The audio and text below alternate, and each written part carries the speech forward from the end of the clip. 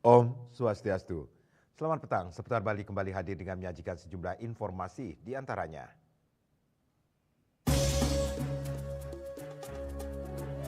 Banyak pembangunan akomodasi tak berizin mesti segera ditertibkan. Kembali viral, penari joget jaruh, pengibing maupun yang ngupah dapat ditindak tegas. Jangan lewatkan juga informasi menarik dan terkini lainnya yang sudah disiapkan tim redaksi kami. Bersama saya, Madis Kedenkarang, inilah Seputar Bali selengkapnya.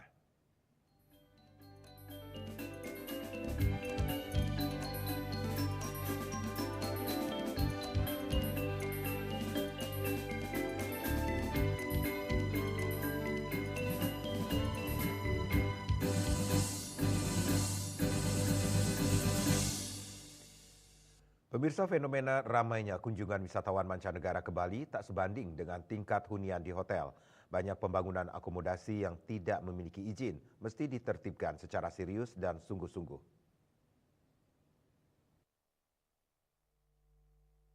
Melihat fenomena yang terjadi di sektor pariwisata belakangan ini, sudah seharusnya pemerintah melakukan pendataan terkait jumlah kunjungan Wisman ke Bali, lama tinggal, dan akomodasi yang tersedia. Pendataan ini mesti dilakukan secara berkala di setiap kabupaten kota yang kemudian memberikan laporan ke provinsi.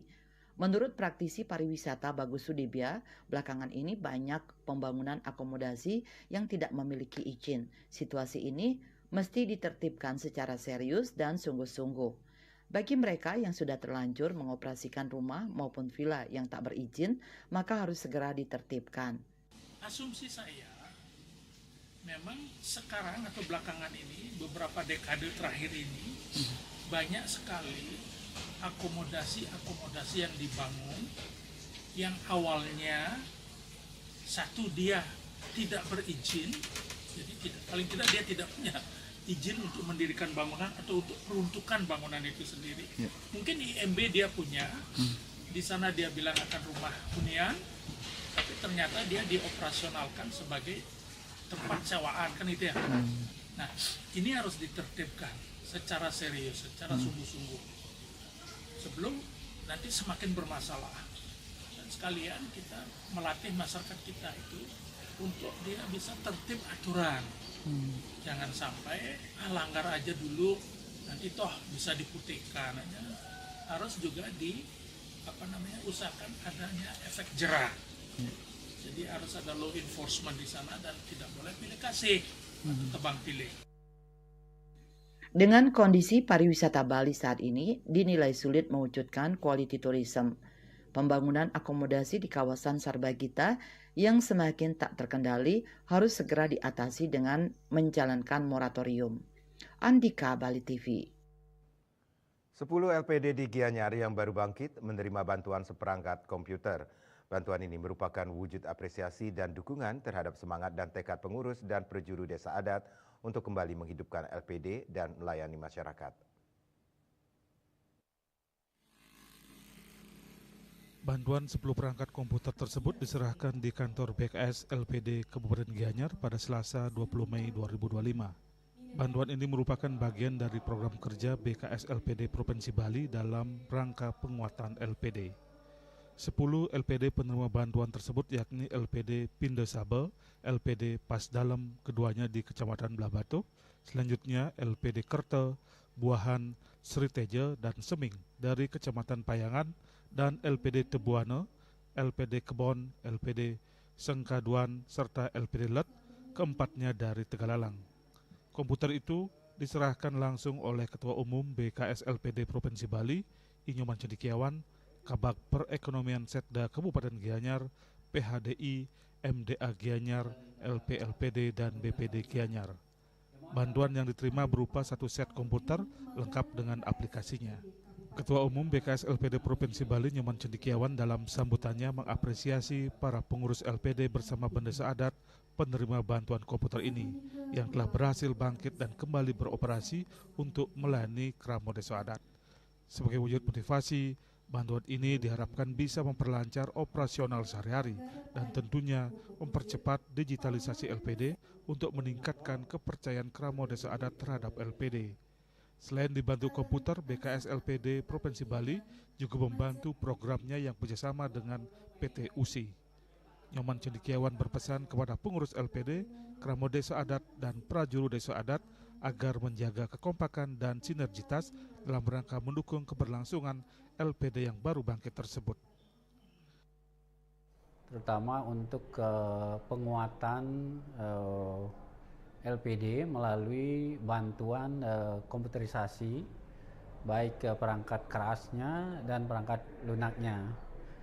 Hari ini ada 10 LPD di Kabupaten Gianyar, terutama di Kecamatan Blabatuh, Kecamatan Payangan, dan Kecamatan Tegalalang. Tentu ini kita akan lakukan secara kontinu setiap tahun, dan ini merupakan usulan dari teman-teman dari BKS Kabupaten dan juga dievaluasi dari LPLPD yang layak untuk kita berikan bantuan. Sumber dana dari bantuan ini tentu dari dana kontribusi yang disetorkan oleh LPD seluruh Bali yang 5% itu. Ini antara lain kita pakai sebagai bantuan untuk penguatan teknologi IT digitalisasinya. Iwayan Arta Utama, Ketua BKS LPD Gianyar, mengatakan para penerima bantuan sebelumnya telah diverifikasi oleh LPD Kabupaten Gianyar. Penerima komputer merupakan LPD yang benar-benar baru bangkit atau tidak memiliki komputer dalam operasionalnya. Dari 10 LPD itu, 8 memang baru mulai operasional di tahun ini, dan 2 itu sudah berjalan dari tahun-tahun sebelumnya. Nah, cuma perlu bantuan peralatan berupa komputer. Program bantuan komputer ini telah digelar di seluruh kabupaten di Bali. Bantuan ini diharapkan menjadi motivasi bagi penerima untuk bangkit dan mendukung operasional LPD sehari-hari. Yang harapannya LPD terutama di desa-desa bisa memiliki pelayanan yang prima, bisa meningkatkan kepercayaan Krama, dan mendukung digitalisasi LPD. Riasa Bali TV. SMKTI Bali Global Badung meluncurkan Teaching Factory atau kelas industri di gedung depan SMKTI Bali Global di Desa Dalung, Kecamatan Kuta Utara pada Selasa 20 Mei 2025. Kelas industri bekerjasama dengan Axio dan PLN Icon Plus. Diharapkan lulusan SMKTI Bali Global Badung siap kerja.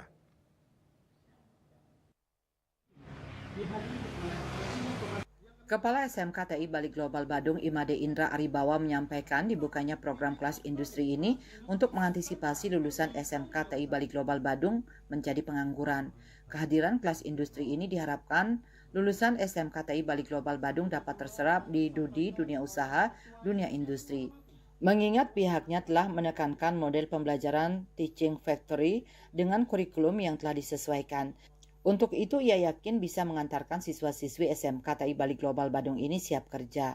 Outputnya nanti siswa kami itu bisa diterima untuk bekerja atau bahkan bisa melanjutkan studi. Ketua Yayasan Pendidikan Bali Global Denpasar Dr. Dadang Hermawan menyambut gembira dibukanya kelas industri di SMKTI Bali Global Badung. Hal ini adalah momentum bagus untuk menunjukkan kepada masyarakat bahwa SMKTI Bali Global Badung memiliki koneksi sangat dekat dengan dunia usaha, dunia industri. Terlebih Dudi masuk di lembaga pendidikan seperti di SMKTI Bali Global Badung yang jangkauan lebih luas dari Link and Math. Industri adalah pemakai atau user daripada alumni SMK ataupun juga alumni perguruan tinggi. Oleh karena itu kami selalu dekat dengan industri, dan ini lebih jauh lagi, yaitu ada industri yang masuk ke lembaga pendidikan atau sekolah tadi yang sampaikan Pak Indra, dan juga anak-anak kita juga ada yang kedua. Kepala Bidang Pembinaan SMK Distikpora Provinsi Bali I Gusti Ngurah Krisna Adijaya mengapresiasi komitmen SMKTI Bali Global Badung dalam memberikan variasi pilihan kejuruan di Bali.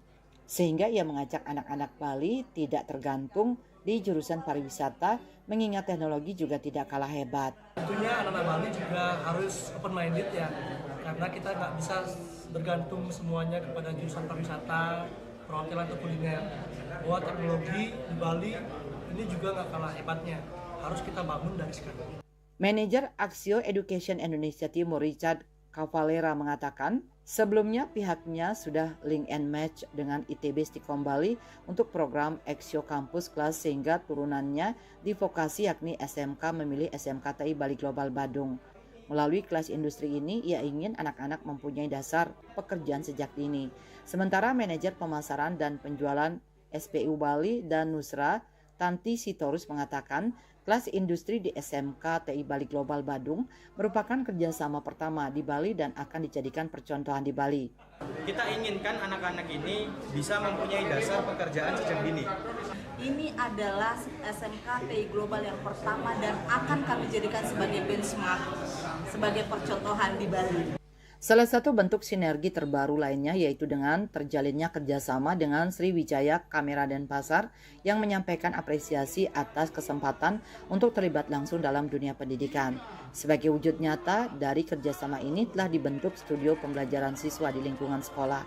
Studio ini diharapkan dapat menjadi sarana praktek sekaligus wadah kreatif bagi siswa dalam mengembangkan keterampilan di bidang multimedia, fotografi, dan bisnis digital. Indrawan, Bali TV. Kembali viral, penari joget jaruh, pengibing maupun yang upah dapat ditindak tegas. Kami segera kembali dengan laporannya.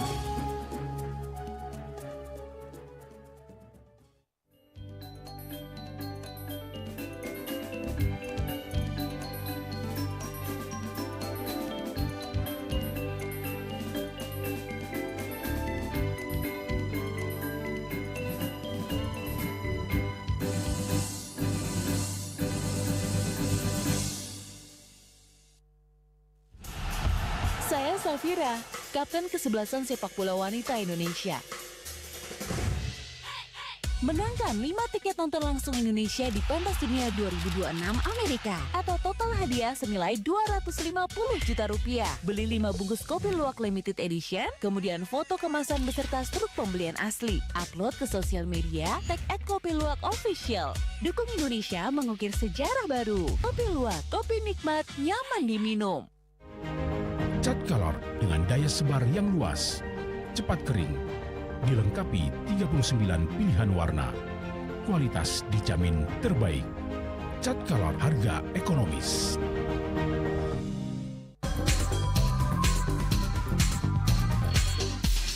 This indicates that Bali has recovered after the COVID-19 pandemic and has become the main destination for world tourists.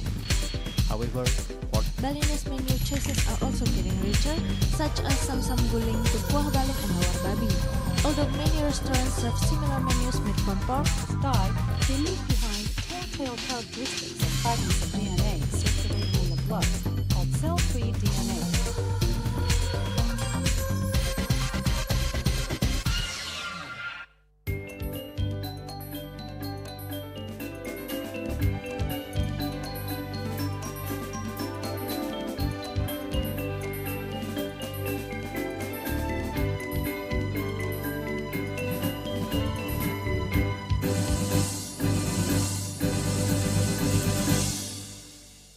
Pemirsa, adanya video viral yang menampilkan pertunjukan joget dengan gerakan erotis dan tidak senonoh yang dinilai melanggar pakem dan etika budaya Bali berujung pada pemanggilan penari joget oleh Satpol PP Provinsi Bali. Pemanggilan tersebut sebagai suatu bentuk berkomitmen menjaga kelestarian kesenian tradisional Bali dan mencegah tindakan yang dapat mencoreng citra budaya tersebut.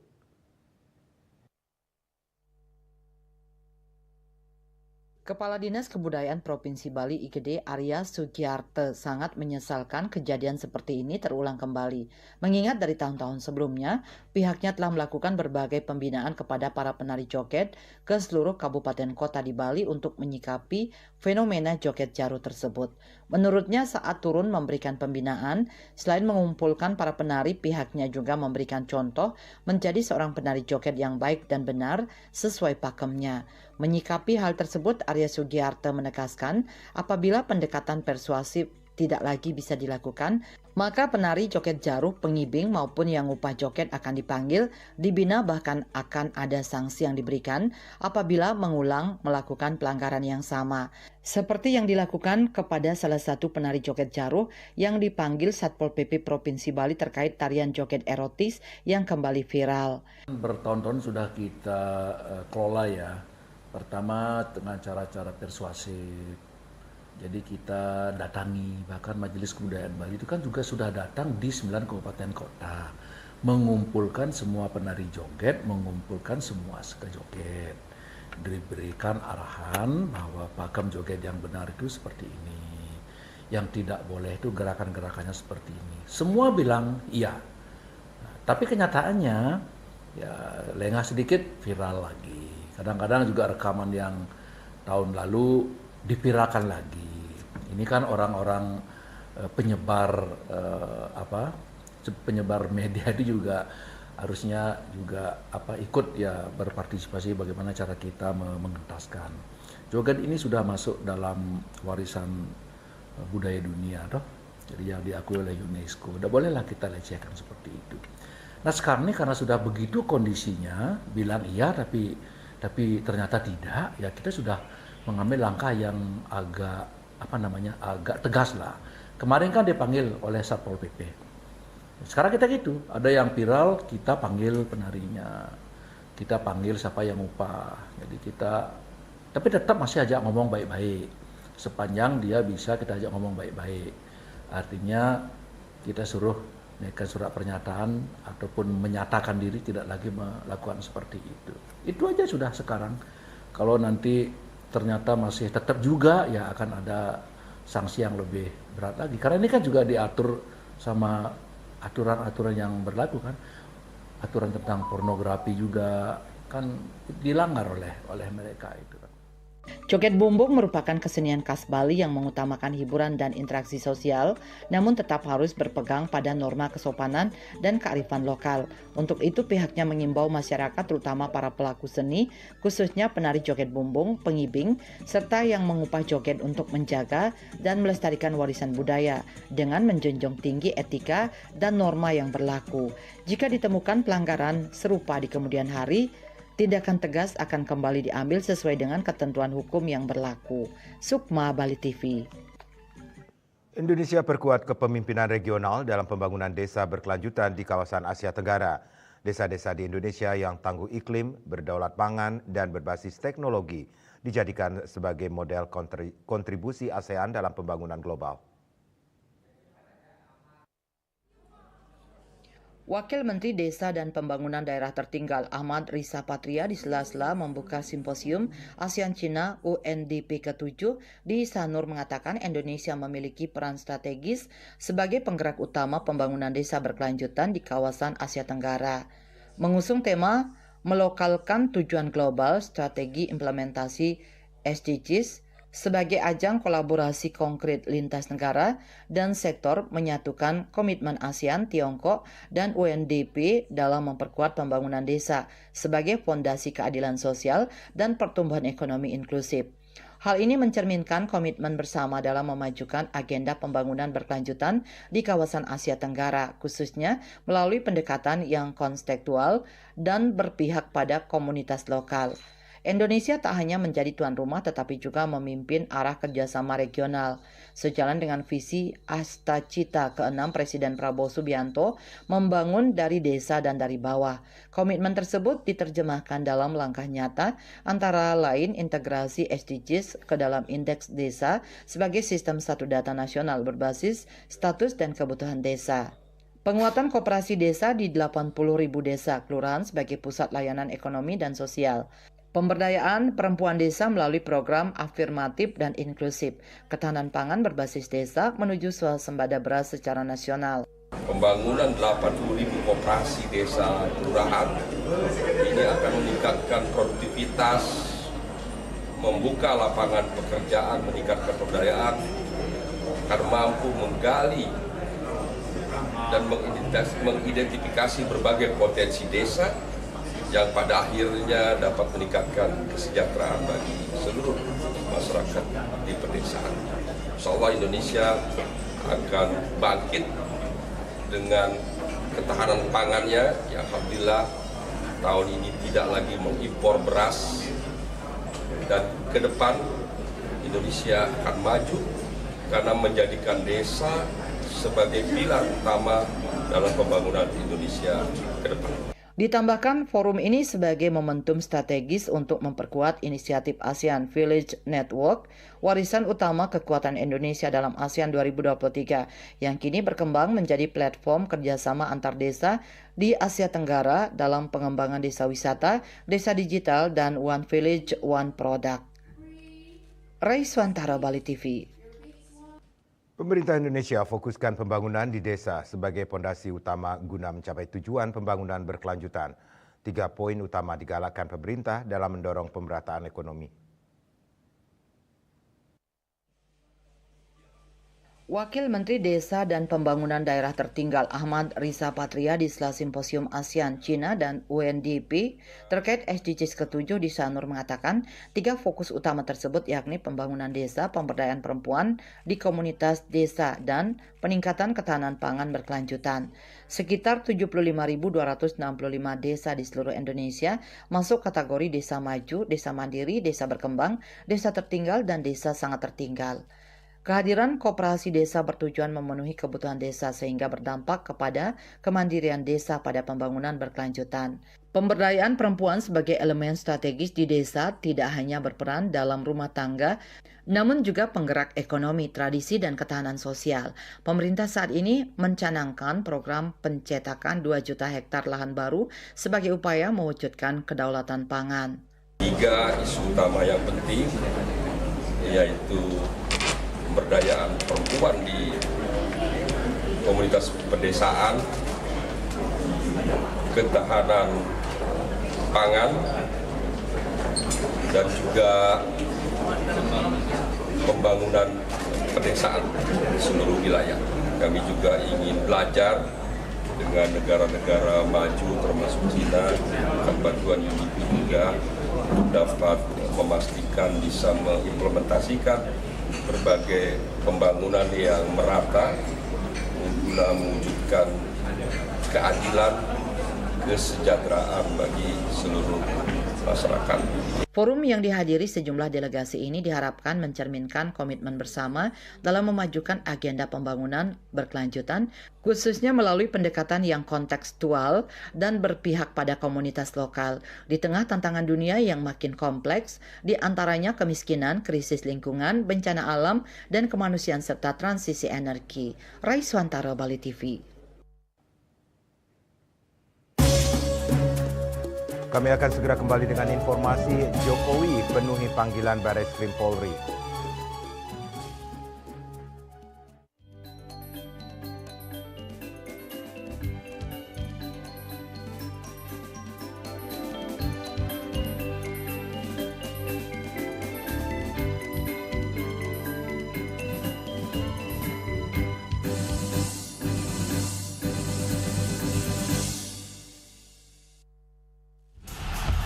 Saya Safira, Kapten Kesebelasan Sepak Bola Wanita Indonesia.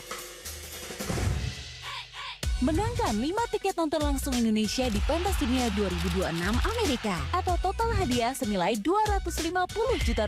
Beli 5 bungkus kopi luwak limited edition, kemudian foto kemasan beserta struk pembelian asli. Upload ke sosial media, tag @kopiluwak_official. Dukung Indonesia mengukir sejarah baru. Kopi Luwak, kopi nikmat, nyaman diminum.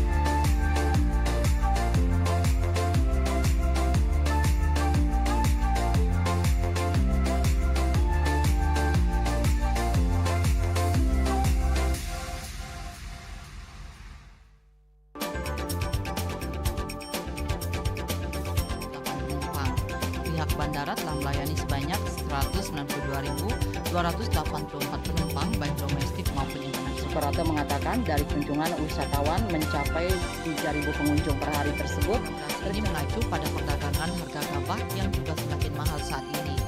Kondisi itu pun membuatnya tidak maksimal memenuhi permintaan pasokan beras ke pelanggan dan loyalitas anggota Linmas. Hadir dalam kegiatan pelatihan dan pembekalan tersebut,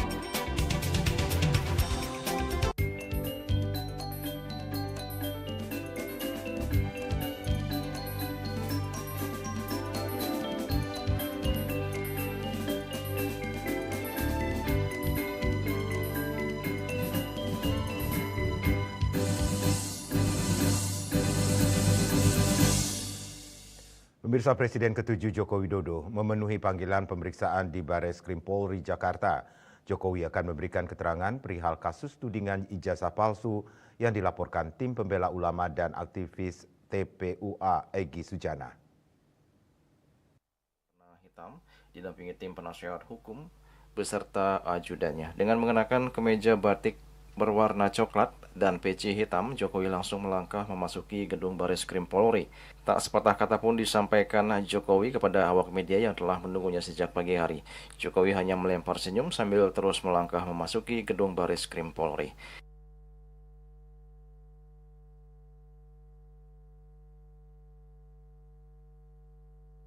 Diketahui kedatangan Presiden ke-7 RI Joko Widodo di Bareskrim Polri adalah untuk memberikan keterangan atau klarifikasi terkait tudingan ijazah palsu yang dilaporkan tim pembela ulama dan aktivis TPUA Egy Sujana.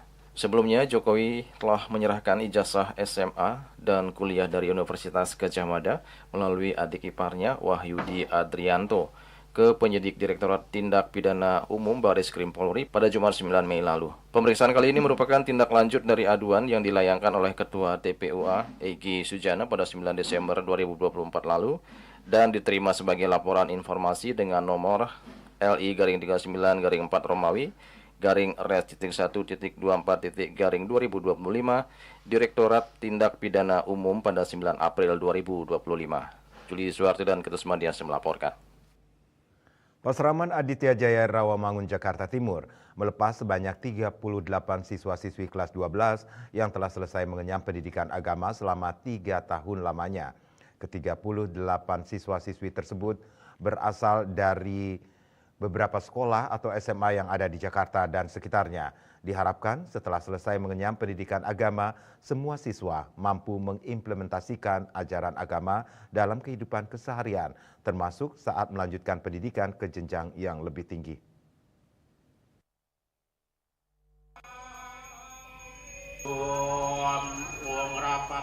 Sebanyak 38 siswa-siswi mengikuti acara pelepasan siswa yang diselenggarakan di Gedung Dharma Sewa Nampura Aditya Jaya Rawamangun, Jakarta Timur pada Minggu 18 Mei 2025. Ke-38 siswa-siswi ini merupakan anak didik kelas 12 yang telah selesai mengikuti pendidikan di Pasraman Aditya Jaya Rawamangun. Mereka umumnya merupakan anak didik yang berasal dari berbagai sekolah atau SMA yang ada di Jakarta dan sekitarnya. Acara pelepasan diawali dengan melakukan persembahyangan bersama di Pura Aditya Jaya, di mana saat melakukan persembahyangan para siswa didampingi oleh para guru dan juga orang tua masing-masing. Usai melakukan persembahyangan kemudian dilanjutkan dengan acara pelepasan siswa yang dilaksanakan di Gedung Dharma Sewa 6 yang berada di area Pura Aditya Jaya Rawamangun. Dalam acara pelepasan kali ini, pihak Pasraman juga menyerahkan sertifikat atau surat keterangan kepada para siswa sebagai bukti mereka telah menyelesaikan pendidikan agama Hindu di tingkat SMA. Penyerahan sertifikat dilakukan oleh Ketua Pasraman Aditya Jaya dan juga oleh perwakilan guru Pasraman. Ketua Pasraman Gede Wiatnya mengatakan acara pelepasan ini merupakan bagian dari ungkapan rasa syukur dan terima kasih kepada Ide Sang Yang Widi karena telah berhasil menyelesaikan tugas dan kewajiban baik sebagai guru maupun peserta didik. Ia juga berharap dengan berbekal pengetahuan agama yang benar, semua siswa-siswi Pasraman yang telah lulus SMA bisa meraih kesuksesan dan bisa melanjutkan pendidikan ke jenjang yang lebih tinggi. Ia juga berpesan agar semua pelajaran yang didapat baik di sekolah formal maupun di Pasraman bisa dijadikan dasar atau pijakan dalam meningkatkan kualitas diri dan meniti masa depan yang lebih gemilang. Jadi hari ini secara administrasi ada total terdapat 38 siswa yang merupakan kelas 12 yang kami laksanakan pelepasan, dan secara yang hadir ya hampir sekitar 28 Jadi siswa-siswi Pastraman Aditya Jaya kelas 12 yang telah menyelesaikan pendidikan SMA dalam melaksanakan nanti kemudian hari karena telah mengikuti pendidikan agama di Pastraman dan juga pendidikan secara umum di sekolah masing-masing, outputnya tentu nanti menjadi manusia yang memiliki kemampuan secara lengkap, baik aparawidya maupun parawidya secara seimbang, ilmu tentang ketuhanan maupun tentang keduniawian, yaitu ilmu sains, humaniora, kemudian kemampuan praktek sehari-hari, sehingga nanti bisa menjalankan aktivitas dalam nanti melanjutkan pendidikan ataupun nanti kemudian dalam berkarir, sehingga tetap bisa meningkatkan kualitas kehidupannya masing-masing. Umumnya siswa dan siswi Hindu yang ada di Jakarta mengikuti pendidikan agama di Pasraman. Hal itu dikarenakan di sekolah formal belum tersedia tenaga pengajar atau guru khusus agama Hindu, sehingga mereka terpaksa mengikuti pelajaran agama di Pasraman yang ada di Pura. Diketahui di Jakarta saat ini terdapat sekitar 11 pasraman yang tersebar di beberapa pura di Jakarta, termasuk Pasraman Aditya Jaya Rawamangun. Semua pasraman tersebut berada di bawah naungan Yayasan Mandira Widayaka. Juli Suwarte dan Ketut Sumadiasa melaporkan. Dalam rangka memperingati Hari Suci Nyepi Saka 1947 dan merayakan HUT ke-13 Paguyuban Karangasem Sejababodetabek, panitia menggelar mesi mekrama antar umat Hindu Karangasem yang tinggal di perantauan.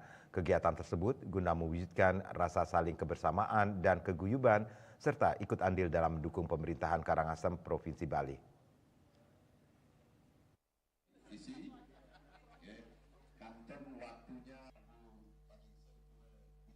Bertempat di Pura Wirasanti Dharma Sentul, Bogor, Jawa Barat, ratusan umat Hindu dari wilayah Paguyuban Karangasem menggelar kegiatan Dharma Santi Hari Suci Nyepi dan Angayu Bahagia HUT ke-13 Paguyuban Karangasem Sejababodetabek.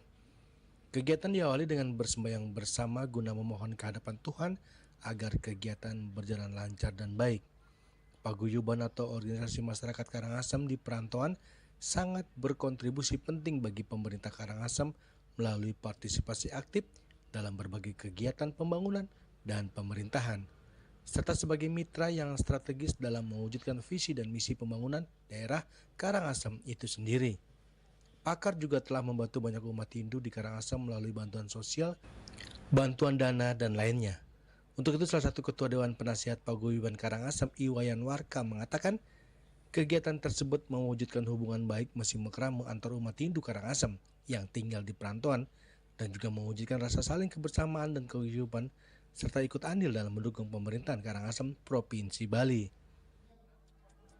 Kegiatan hari ini adalah kita melaksanakan Dharma Santi perayaan Hari Suci Tahun Baru Saka 1947 2025. Dan sekaligus juga kita melaksanakan hari ulang tahun Paguyuban Karangasem ke-13 Jababodetabek. Jadi Paguyuban Karangasem Jababodetabek sekarang masuk pada usia yang ke-13 tahun. Diangkat tema hari ini adalah dengan soliditas dan semangat kebersamaan, ya. Paguyuban Karangasem tangguh dan berkualitas dengan semeton sanewenten yang ada di wilayah Jababodetabek. Artinya bahwa bagaimana Paguyuban Karangasem ini dapat meningkatkan dan menyiapkan sumber daya manusia ke depan sehingga bisa berkontribusi untuk kemajuan daerah dan juga bangsa dan negara ke depan. Peran daripada pakar untuk generasi berikutnya tentu kita mengajak dengan berbagai macam kegiatan.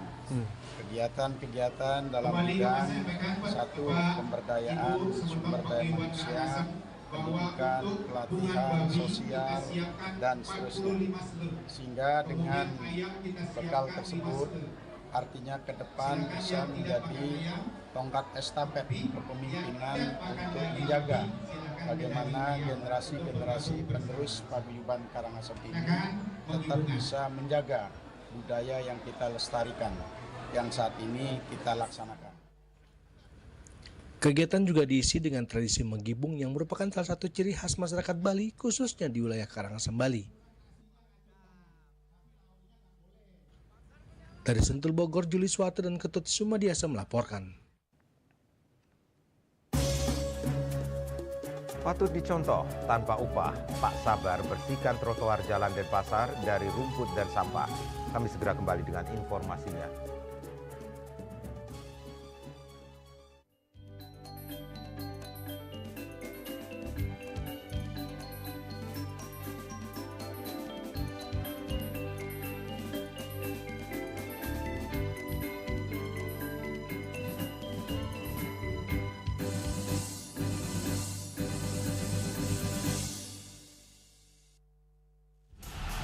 Saya Safira, Kapten Kesebelasan Sepak Bola Wanita Indonesia. Menangkan 5 tiket nonton langsung Indonesia di Pentas Dunia 2026 Amerika atau total hadiah senilai 250 juta rupiah. Beli 5 bungkus kopi luwak limited edition, kemudian foto kemasan beserta struk pembelian asli. Upload ke sosial media, tag @kopiluwak_official. Dukung Indonesia mengukir sejarah baru. Kopi Luwak, kopi nikmat, nyaman diminum.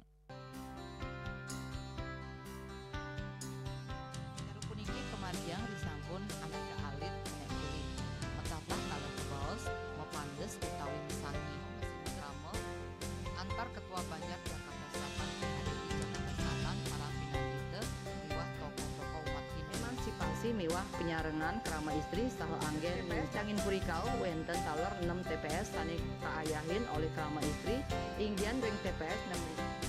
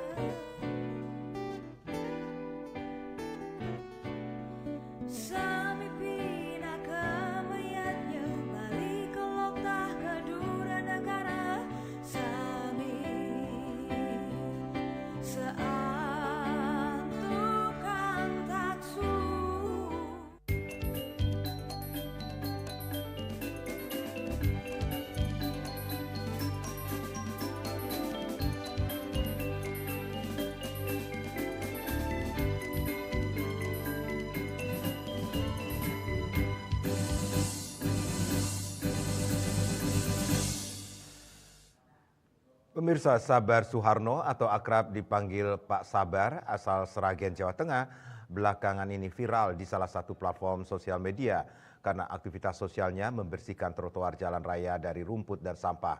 Aksi tersebut dilakukan atas kesadaran sendiri tanpa imbalan apapun dan dari siapapun dengan alasan mengisi waktu pensiun yang nyatanya bermanfaat bagi lingkungan.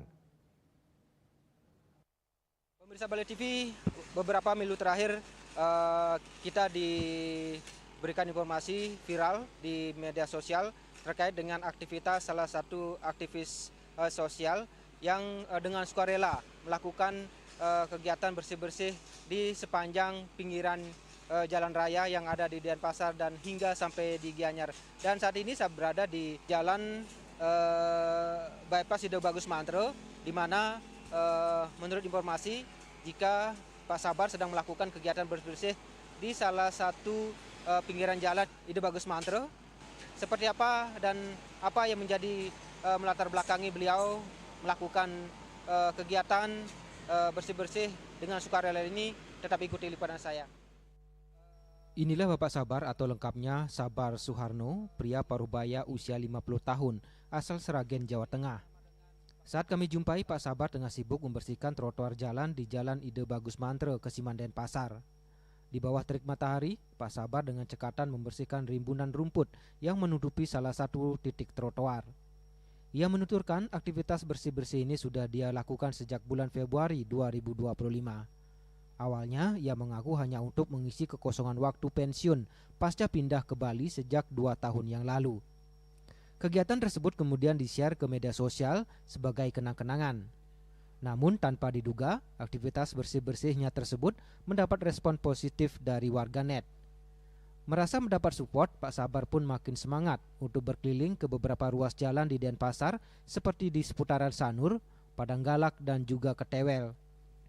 Dirinya menambahkan sejak Februari sudah ratusan titik yang ia tangani tanpa campur tangan siapapun.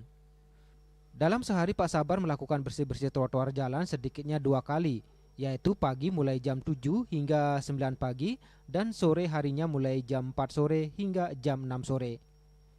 Ya, motivasi saya intinya saya ingin mengakhiri hari tua saya di Bali. Lah saya di Bali ini nggak ada kegiatan apa-apa, memang saya sudah niat memensiunkan diri lah. Saya tidak akan kerja lagi cari uang lah. Lah ini saya di kosan di Pantai Padanggalak, itu kan saya nganggur. Jadi saya akhirnya cari kegiatan.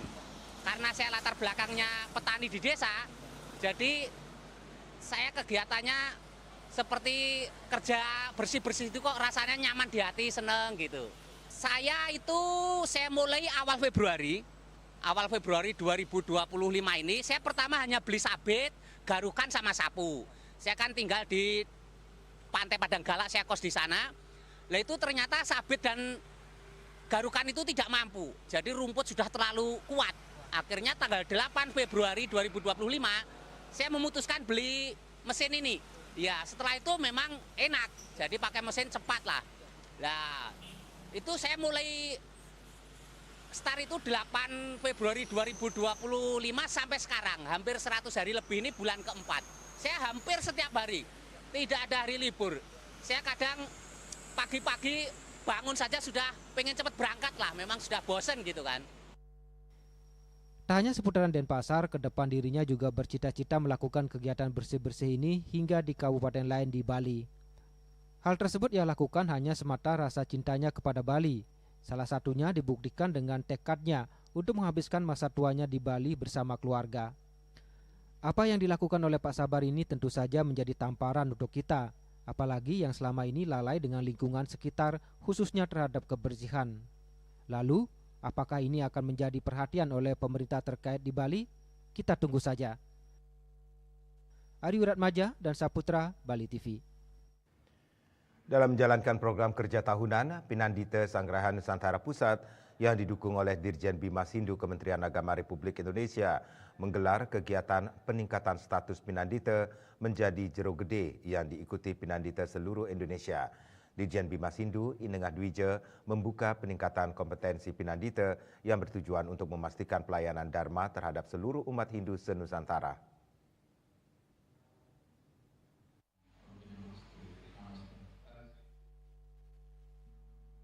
Berlokasi di Pura Jalasidi, Amerta, Juanda, Sidoarjo, Jawa Timur, dan juga dalam menjalankan program kerja tahunan, Pinandita Sanggerahan Nusantara Pusat yang didukung oleh Dirjen Bimas Hindu Kementerian Agama Republik Indonesia serta Sarati Banten Indonesia menggelar kegiatan peningkatan status Pinandita menjadi Jero Gede yang diikuti Pinandita seluruh Indonesia.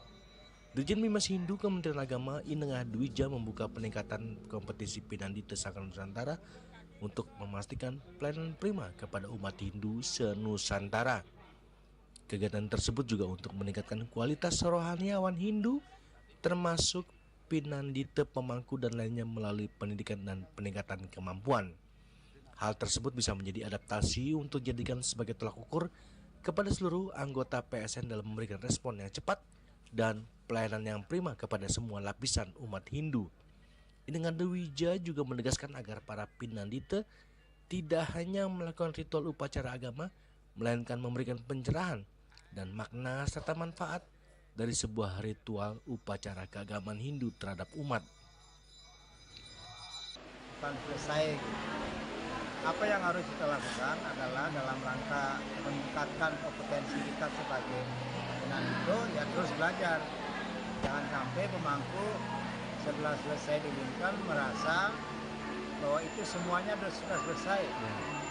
Padahal umat yang kita layani tidak hanya orang biasa, tetapi juga ada orang yang luar biasa seperti pendidikannya, status sosialnya, jabatannya, dan itu memerlukan pengetahuan yang terus diupdate Dan cara mengupdate pengetahuan ini ya dengan cara seperti ini.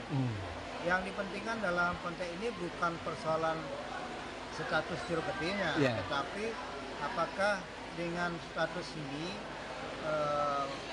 kita bisa melaksanakan pelayanan lebih baik, lebih maksimal, dan kita memiliki kompetensi yang lebih dibandingkan dengan yang ada. Harapan masyarakat pada pemangku adalah bahwa ke depan pemangku ini tidak hanya mukut, tidak hanya ngantem, tapi juga memberikan pencerahan kepada umat. Apa arti dari semua yang dilaksanakan itu? Nah, kita berharap mudah-mudahan dengan proses ini, meskipun baru skala yang lebih kecil, ke depan terus ditingkatkan. Setelah jeruk gede mungkin perlu peningkatan tatuanya, perlu peningkatan aspek sosiologinya, antropologi penting karena tidak hanya bicara soal agama tapi juga bicara soal masyarakat, bicara soal budaya, seni dan Sementara itu, salah satu ketua PSN Pusat Pinandita Sangkal Nusantara Pusat IGD Pastika mengatakan kegiatan peningkatan status bertujuan untuk meningkatkan kewenangan seorang Pinandita sehingga bisa memberikan pelayanan kepada umat terutama dalam bidang fitriyatnya. Pandita, karena tujuan kami melaksanakan peningkatan Pinandita menjadi jeruk gede ini dengan maksud kewenangan, meningkatkan kewenangan seorang Pinandita sehingga bisa membantu dalam pelayanan kepada umat terutama dalam bidang fitriyatnya. Karena selama ini kami para Pinandita atau umat di daerah-daerah yang tidak ada sulinggenya kesulitan untuk melaksanakan itu. Maka pada hari ini kita akan melaksanakan pewintenan Panceresi untuk meningkatkan status Pinandita menjadi jeruk gede. Barang tentu ini pasti akan pengaruh dengan kewenangan juga. Nanti kami akan memberikan sertifikat, baik sertifikat pewintenan Panceresi maupun sertifikat Ngloke Palesrayanya. Sebatas mana jeruk gede itu bisa melakukan upacara-upacara pancayatnya tersebut terutama pada tingkat fitriyatnya. Ini merupakan program kerja dari PSN Pusat yang kita rencanakan sejak awal tahun 2021, cuman baru kita bisa laksanakan tahun 2025 ini. Ya, kami mohon dukungan dari semua pihak. Tugasnya bukan hanya Banten, tapi di sini Pinandita sebagai wakil daripada umat untuk menyampaikan aturan yadnya kepada Tuhan, sehingga diperlukan Pinandita yang mempunyai dan mampu untuk menghubungkan atau menghadirkan Tuhan ke dalam pelaksanaan yadnya atau upacara. Itu yang utama. Dan juga tetap dari itu tentu Pinandita ini harus suci, dalam artian suci lahir dan batin, dan tingkah lakunya terbebas dari perbuatan-perbuatan yang tercela, hingga Tuhan mau hadir di dalam setiap upacara yang dilaksanakan oleh Pinandita. Dari Sidoarjo, Jawa Timur, Ketut Sumadiase melaporkan.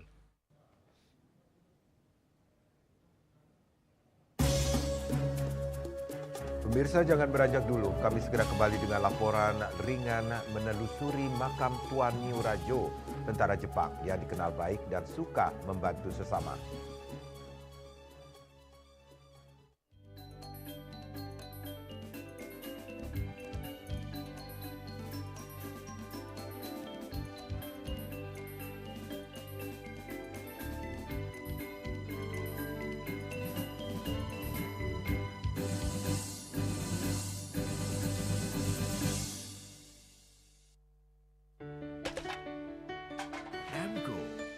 Kayu dan besi.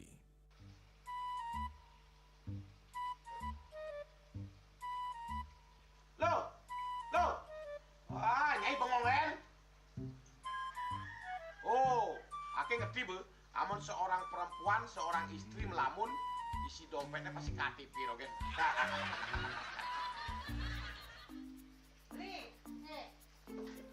Awake hanya belajar lebih tenang menikmati hidup dengan proses tanpa harus protes. Loh, hidup itu adalah sebuah perjalanan, bukan perbandingan. Maka jangan pernah kamu bandingkan prosesmu dengan orang lain, karena kita berdiri di bumi yang sama dengan takdir yang berbeda. Oh, ini bertakdir awake nganten nggak beli, saya proses tapi stres. Wah, kamu lah punya Nyai. Betul ya Nyai. Ini pijit tangan lu. Sakit lagi awak-awake. Apa? Mau pijat kata? Oh, mau pijat. Bawayan kayak dirurui, matajan, matuakan. Dan ini subane gelam kekene awake nih makatang lo. Awake nih makatang. Awake sing kodak, awake sing idang kenja, sing idang mijat. Loh, beli pergi karena tugas, pulang demi beras. Lelah itu wajar, tapi menyerah bukanlah jalan keluar. Semangat kone ngopi, kone ngama, wakilnya berceramah, jadi kayak presiden. Masih lagi sih, kita wakil.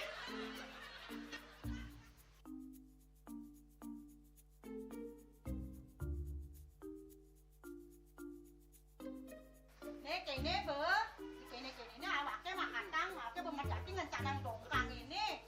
Oh, kadang timpalnya jadi makatang. Ngajak ke saya dirundungi wayan. Ini, ayo kemarin jangan bicaranya nih lo. Ini saya bicarkan awake jangan beli, langise ane jangan. Wah, si lagi gini ane ngorek TV semangatnya kangon. Melang saya beli ngomong, ini madan minyak gana pati. Aduh, sudah lo, beseger beli lo. Melang nih. Melang, jangan nggak dikasat lagi sini. Apa dikasat lagi sini lo? Coba tinggalin. Ini di HP ini nggak ada beli. Nak liu khasiatnya nih beli waktu nak nganggon minyak gana pati ada nih beli meringankan apa ada nih kaki terkilir, keseleyor, rematik, pegelinu, pilak, kesemutan, bangkang sakit, pokoknya menggenap khasiatnya nih. Nih, mana gitu? Ini kan saya nak apa nak awaknya saya kita konang. Jadi awaknya bersehat. Jadi awaknya bisa nyai di kamar ini. Aku asingnya. Asingnya nyai, awaknya berseger di kakak lain nyai. Beli. Baik.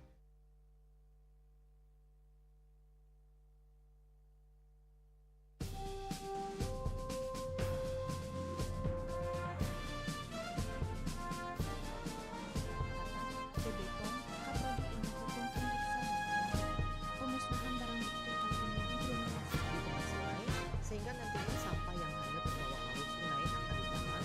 Dari kantor kejaksaan berkas tersangka sudah lengkap. Kami sampaikan bahwa dari 4 tersangka yang sudah diberikan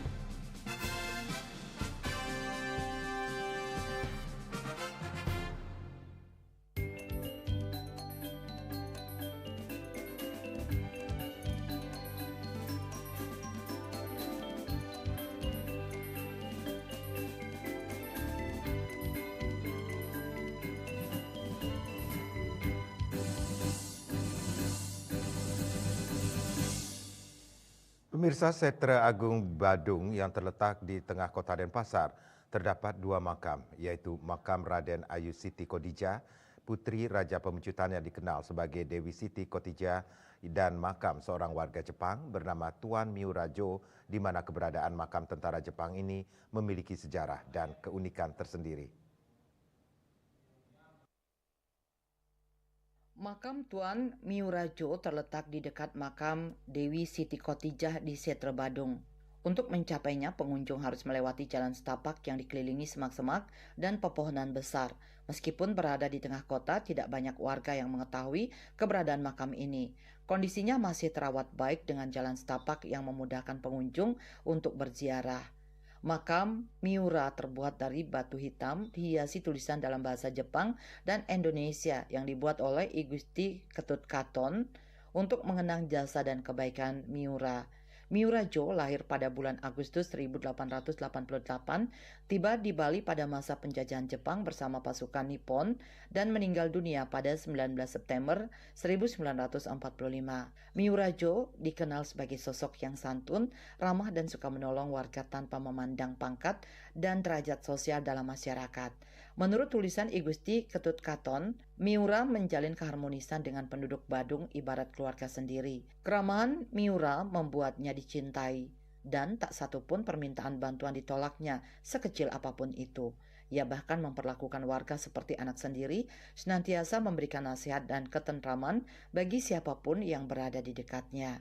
Beliau seorang yang kita kenal seorang tentara. Nah, apakah beliau tentara Jepang ataukah beliau penduduk asli, penduduk Jepang yang ikut serta di dalam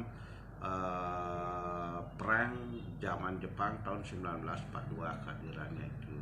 Oleh karena beliau sekarang ini tingkat historisnya beliau, keberadaannya beliau sangat membantu penduduk Bali. Nah, sekiranya berdasarkan tutur, ya artinya tutur dari pengelisir-pengelisir kami terdahulu, sehingga dibuatkanlah beliau makam. Nah, dibuatkan beliau makam berkisar antara tahun 87 sampai tahun 90, saya belum tahu itu, karena terbitnya Perda nomor 3 tahun 86. Nah, itu dia pakai patokan, sehingga antara Kota Denpasar melalui Dinas Perkim Kota Denpasar sudah menengok kemarin, kurang lebih 5 bulan yang lalu. Itulah keberadaannya. Mudah-mudahan nanti tahun 2026, ya kalau memang bagaimana keuangan dari Guru Wisesa, itu terjadilah pemugaran berkaitan dengan penyengker sekre. Nah, termasuk nanti di dalamnya saya akan renovasi, artinya pemugaran tempat tersebut, sehingga masyarakat biar tahu bagaimana keberadaan beliau ada di sana. Kita boleh saja melupakan seseorang, tetapi jiwa yang ada itu kan tidak bisa. Itu yang saya sampaikan, sehingga keberadaan makam Nirojoto artinya kita masih menghormati. Nah, kita masyarakat Kramo Desa Adat Denpasar, khususnya yang memiliki wewidan di sana, sangat menghormati. Juga tidak terlepas dari keberadaan Puri Agung Pemuncutan. Nah, dari keberadaan Puri Agung Pemuncutan, kemudian mungkin beliau yang menyetujui atau bagaimana keberadaan makam itu, sehingga berdirilah makam Tuan Nirojoto. Itu yang dapat saya sampaikan. Nah, mudah-mudahan di tahun 2026 ini seluruh artinya realisasi itu muncul. Hingga kini nama Miurajo tetap dikenang sebagai simbol kebaikan dan keharmonisan. Kisahnya menjadi pengingat bahwa di tengah masa kelam penjajahan ada sosok yang memilih kemanusiaan di atas segalanya. Makamnya di Setra Badung kini menjadi cerminan nilai-nilai kemanusiaan yang masih dikenang hingga saat ini. Bunga Widrayani, Bali TV. Sebuah karya seni bertajuk Garba Gambuh Masutasoma menjadi persembahan penuh makna dari Ida Ayu Wayan Arya Satyani kepada Desa Budekeling. Proyek ini bukan semata-mata menjadi bagian dari disertasinya, tetapi lebih sebagai bentuk penghormatan dan kekagumannya terhadap bagaimana kesenian klasik Gambuh tumbuh serta menjadi laku hidup bagi para maestro di desa yang dikenal sebagai pusat spiritual Brahmana Buddha tersebut. Ayu Satyani menuturkan bahwa proyek ini lahir dari kegelisahan akan semakin berjaraknya seni klasik Gambuh dengan generasi muda. Dalam upaya menjembatani kesenjangan tersebut, ia menciptakan ruang baru bernama Garba Gambuh, sebuah proses kreatif yang tidak hanya menggali pakem-pakem klasik, tetapi juga membangun jembatan antar generasi melalui pembelajaran langsung kepada para pinisepuh Gambuh Budekeling. Mengapa Sutasoma? Ida Ayu Satyani menjelaskan bahwa cerita Sutasoma tidak dipilih secara sembarangan. Budekeling secara historis memiliki keterkaitan erat dengan ajaran Buddha dan kedatangan tokoh spiritual Dangyang Astapaka. Nilai-nilai dalam kisah Sutasoma, terutama konsep Bhinneka Tunggal Ika, telah lama hidup dan menjadi bagian dari kearifan lokal serta keyakinan masyarakat setempat. Lebih dari sekadar mengganti naskah dalam pertunjukan Gambuh, Ida Ayu Satyani mengangkat Sutasoma sebagai inspirasi hidup yang lebih luas. Ia melihat potensi integrasi budaya antara Budekeling dan desa-desa sekitarnya, seperti desa Saren Jawa, sebagai bentuk silaturahmi dan penguatan nilai-nilai kebersamaan. Ada Rajah Kajang Mas Sutasoma, dan itu semua terakumulasi menjadi sumber inspirasi dalam proses penciptaannya. Makanya Gambuh yang kita kenal secara teks kan dari abad ke-11, lalu kemudian tapi banyak para ahli bahwa ujungnya itu kan di abad 13 atau 14 diakuinya karena ada unsur Cita Panji, lalu kemudian bentuk pakemnya seperti itu. Nah, Titiang mengambil Gambuh ini secara lebih luas lagi, ada unsur Saren Jawanya, lalu kemudian Titiang memberi juga ruang kepada anak-anak muda apa yang sedang mereka gemari sekarang gitu. Jadi makanya ada misalnya dari segi ketubuhan ya banyak unsur gerak,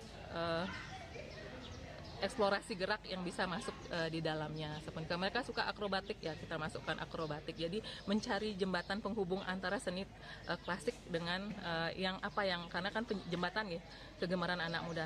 Proses garba gambuh diawali dengan mapa guruan, yaitu kegiatan berguru secara langsung kepada para tokoh gambuh yang tersisa.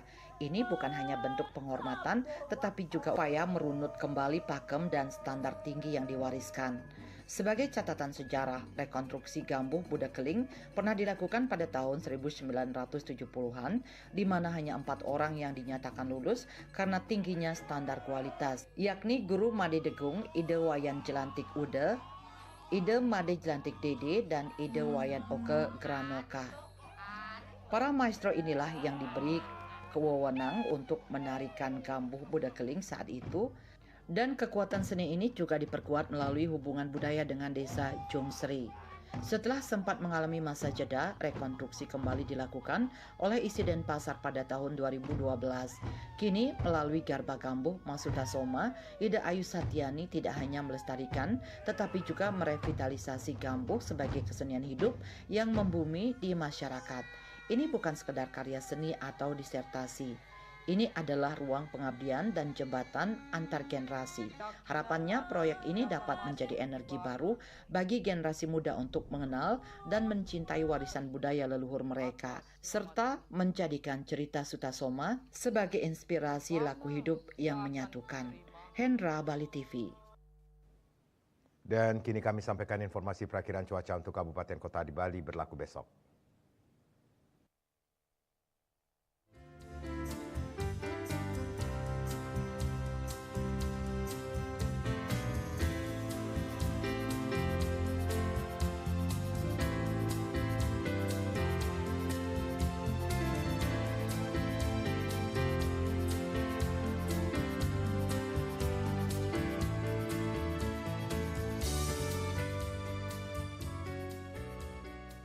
Seputar Bali Malam bersama Minyak Kapun Gadepati Wisada Bali Keluarga Sehat. Update terus informasi Anda dengan subscribe dan like YouTube channel Bali TV @newsbalitv. Mewakili redaksi yang bertugas, saya Madi Sukadan Karang pamit undur. Selamat malam, sampai jumpa. Om Santi Santi Santi Om.